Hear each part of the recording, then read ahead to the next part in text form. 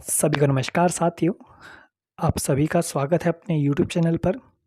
तो हमारा 6 सेमेस्टर में एक सब्जेक्ट है भारतीय राजनीतिक विचार। ठीक है, उसकी पहली यूनिट के बारे में जानेंगे। आधुनिक भारतीय राजनीतिक जो चिंतन थे उनका क्या विचार था, ठीक है, इसका अर्थ क्या होता है, इन सभी चीज़ों पर हम चर्चा करेंगे। ठीक है, तो चलिए शुरू करते हैं।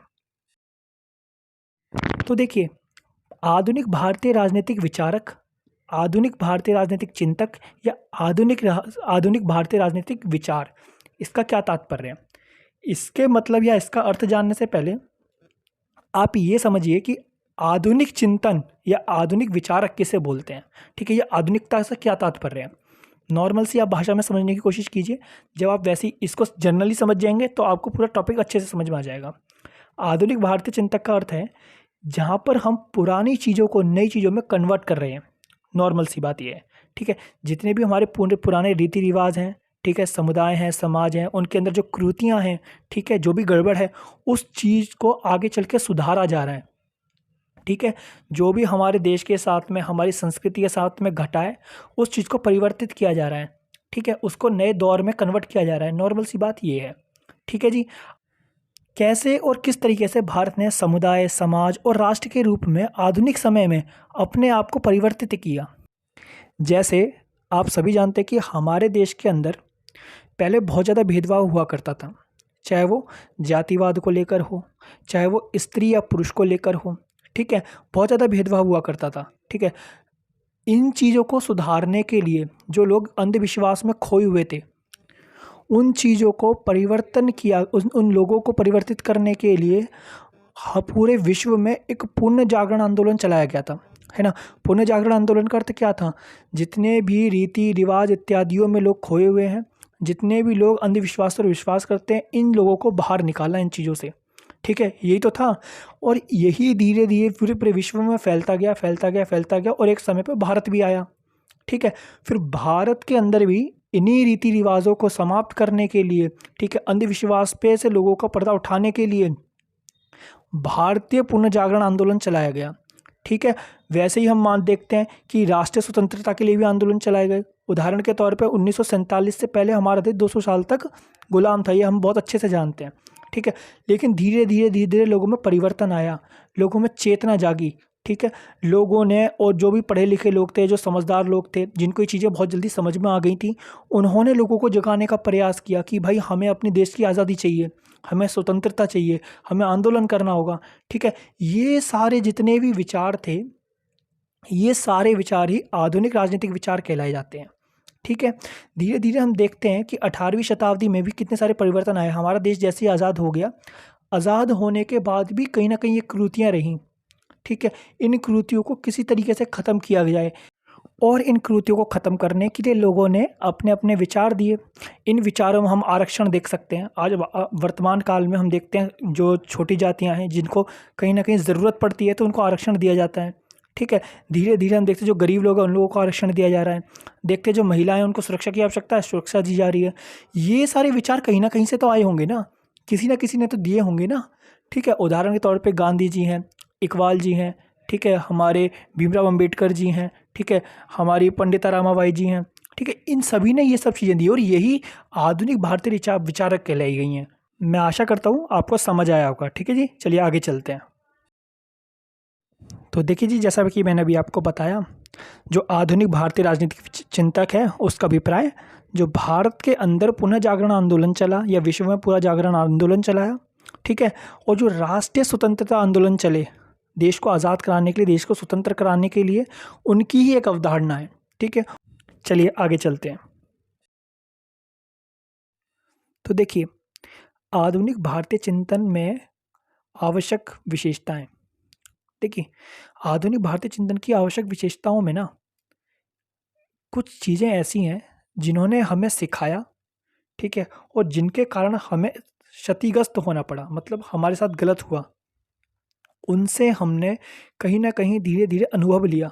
अनुभव लेने के बाद में हमने उन चीज़ों को मानना छोड़ दिया और उन चीज़ों पर बिलीव करना छोड़ दिया। उदाहरण के तौर पे समझाता हूँ मैं आपको। जैसा अभी हमने पढ़ा कि प्रबोधन और पुनर्जागरण जो है, एक ऐसे आंदोलन थे जिसने लोगों के अंदर जागरूकता फैलाई। ठीक है, इसी एक पुनः जागरण जो है ना, पुनः जागरण के बाद जो प्रबोधन आता है, प्रबोधन मतलब एनलाइटमेंट जिसको हम बोलते हैं, ठीक है, उस एनलाइटमेंट के कारण, उस प्रबोधन के कारण लोगों के अंदर एक चेतना जागी कि अब हम कभी भी किसी चीज़ पर बिना अनुभव के, बिना तार्किकता के विश्वास नहीं करेंगे। जब तक हम चीज़ों को देखेंगे नहीं, समझेंगे नहीं, परखेंगे नहीं, तो हम किसी चीज़ पे विश्वास नहीं करेंगे। और ये उपनिवेशवाद ना इसी का एक रूप है। ऐसे समझो कि जब हमारा देश 200 साल तक इन लोगों ने गुलाम बना के रखा ना, ब्रिटेनों ने, फिर क्या हुआ, फिर जितने भी हमारे राजनीतिक विचारक आए ना, उनकी जितनी भी प्रवृत्ति थी वो इनके खिलाफ थी। मतलब कुछ भी हो जाए, ये उपनिवेशवादी वाली जो देश हैं, इनकी तरफ आकर्षित नहीं होना हमें, ठीक है। उदाहरण के तौर पे आप ऐसे देख लो, जब हमारी विदेश नीति बनी, विदेश नीति में हम 1945 1947 की तरफ देखते हैं, जब द्वितीय विश्व युद्ध खत्म हो गया। उसके बाद हमने ना आज़ाद होते ही एक अपना अलग ही ग्रुप बना लिया था जिसका नाम था गुटनिरपेक्षता, ठीक है, गुटनिरपेक्ष, ठीक है। ना तो नाटो में मिले थे हम, ना ही हम यूएसएसआर में मिले थे, ठीक है। यूएसएसआर में तो इसलिए नहीं मिले थे क्योंकि वो साम्यवादी व्यवस्था में पसंद नहीं थी, साम्राज्यवादी व्यवस्था थी, वो हमें भाई नहीं, ठीक है। पूंजीवादी का कारण ये था, पूंजीवादी का जो मेन कारण था वो ये था क्योंकि उसके अंदर अधिकतर उपनिवेशवादी जो लोग थे, उपनिवेशवादी देश थे, ठीक है। उसके अंदर अधिकतर उपनिवेशवादी देश थे, जिस कारण हम उसकी तरफ अग्रसर नहीं हुए। लेकिन आज हम क्या देख रहे हैं, अगर हम आज देखें ना, तो उपनिवेशवाद के संदर्भ में विकसित होते हुए भारत जो है ना, यूरोपीय आधुनिकतावाद के संपर्क में आ रहा है धीरे धीरे करके, ठीक है। जैसे आत्मज्ञान है, उदारवाद है, ठीक है, राष्ट्रवाद है, ये कहाँ की अवधारणाएं हैं, ये सारी यूरोप की तो अवधारणाएं हैं, और उसी की तरफ धीरे धीरे धीरे धीरे करके हमारा देश जा रहा है। आइए आपको बात समझ में। उसी प्रकार अगर आप भी बात करते हैं राष्ट्रीय स्वतंत्रता आंदोलनों की, ठीक है, उससे भी लोगों को बहुत ज़्यादा प्रेरणा मिली, ठीक है। और नए नए विचारक जो थे, आधुनिक विचारक थे, वो आगे आते गए। जैसे जैसे जैसे जैसे वो आगे आते गए, लोगों के थॉट्स जो थे, लोगों के जो विचार थे, वो आपस में टकराते गए, ठीक है। कोई किसी की आलोचना करता था, कोई किसी की आलोचना करता था।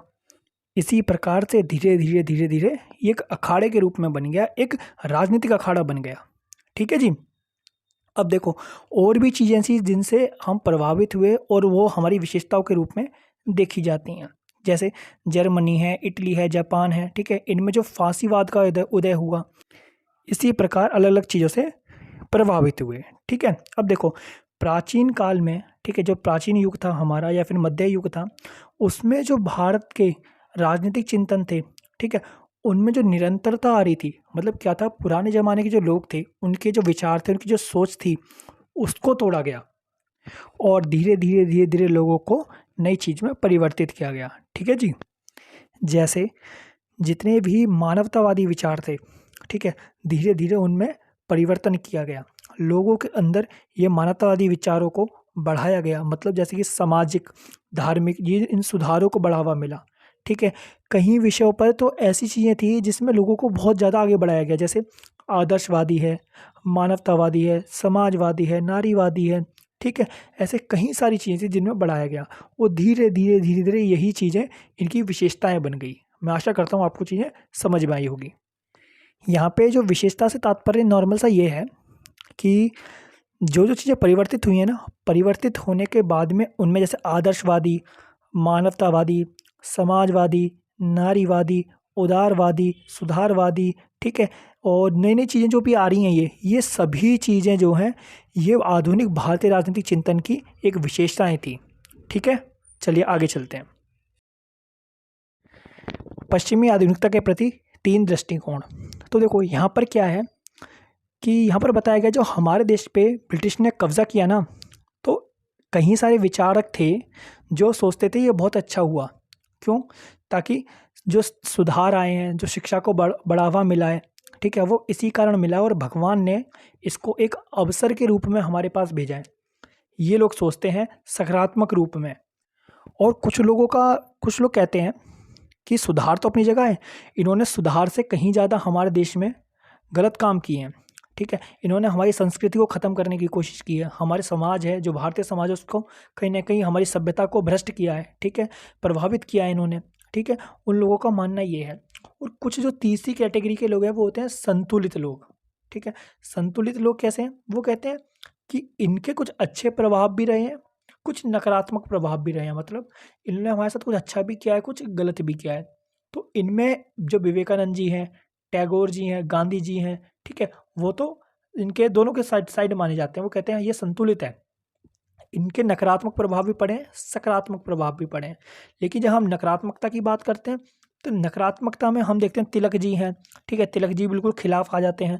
जो हमारे लाला लाजपत राय जी हैं, वो भी इनके खिलाफ हैं। दयानंद जी हैं, वो भी इनके खिलाफ हैं, ठीक है। उनका मानना ये है कि इन लोगों ने आके हमारी संस्कृति खत्म कर दी है। किन ने? जो ये नकारात्मक दृष्टिकोण वाले हैं। जैसे मैंने बताया, लाला लाजपत जी हैं, तिलक जी हैं, ठीक है, सावरकर जी हैं, वीर सावरकर जी। ये इनका टोटली क्रिटिसाइज करते हैं, इसको टोटली इनकी आलोचना करते हैं। और कुछ लोग ऐसे हैं जो इनको बहुत अच्छा मानते हैं। उनका मानना भैया ये नहीं आते तो कुछ होता ही नहीं, ठीक है। जैसे राजा राम मोहन राय जी हैं, वो भी यही सोचते हैं कि अगर ये नहीं आते तो हमारे देश में अच्छे सुधार नहीं होते, ठीक है। ये मतलब ये टोटली इनके पॉजिटिव वे में है, इसको बिल्कुल नेगेटिव नहीं बताते, ठीक है। सैयद अहमद खान है, वो भी इनके बिल्कुल सपोर्ट करते हैं, इनका अच्छा मानते हैं इनको, ठीक है जी। तो चलिए, मैं आशा करता हूँ आपको वीडियो पसंद आई होगी और समझ में आया होगा। अगर आपको इसकी और वीडियोस चाहिए तो आप मुझे बताइए, ठीक है, कमेंट में, मैं आपके लिए और वीडियो बना दूंगा, ठीक है जी। चलिए, धन्यवाद।